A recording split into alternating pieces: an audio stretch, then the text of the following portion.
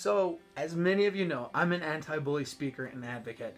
I like talking to different schools about my journey being bullied and the different things that help to get me to a better place so I could overcome the bullying and become a better person.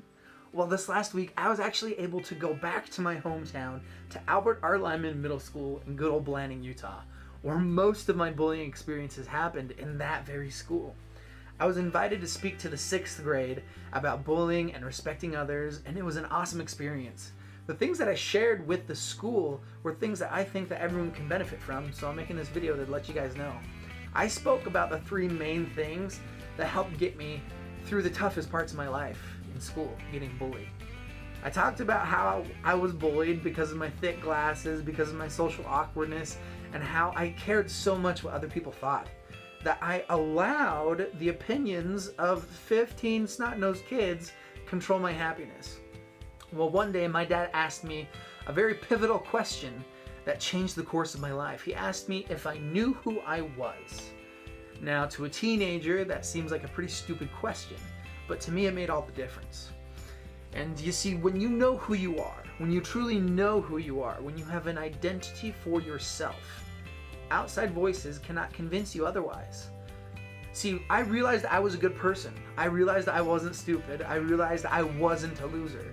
And so when those bullies came around with their name calling, with their shoves in the halls, nothing that they could do could make a difference because I knew who I was. And once I knew who I was, they lost all of their power. Now, the second thing that helped me become happier as all this was happening was focusing on what I had and not on what I didn't have. Well, Brady, better yet, focusing on the positive and what I could control and not on what I couldn't control. You see, we cannot control others. We cannot control how they react to us. We cannot control how they treat us. We cannot control the words that they choose to use on us. But we can control ourselves.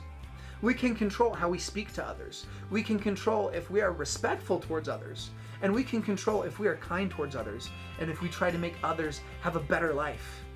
You see, all of us are imperfect beings. All of us have a trial that we're going through. All of us have challenges. All of us need help.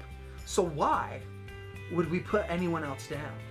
Why would we not lift everyone else up so that we could all have a better experience?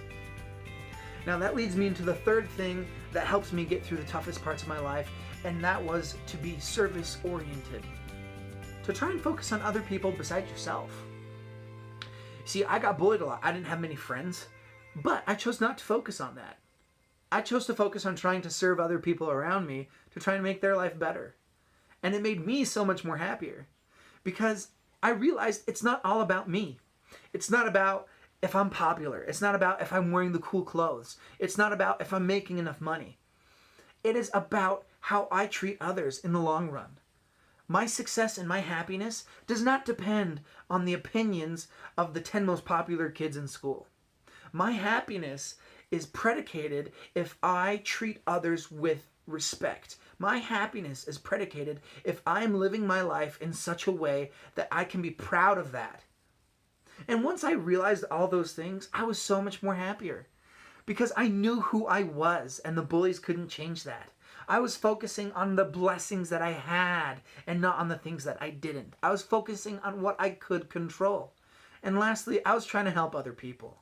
And I became a much happier person for that. And that is why I'm so excited to keep on sharing my message with as many schools as I possibly can, so that other children can see a light, that they can know that it always gets better.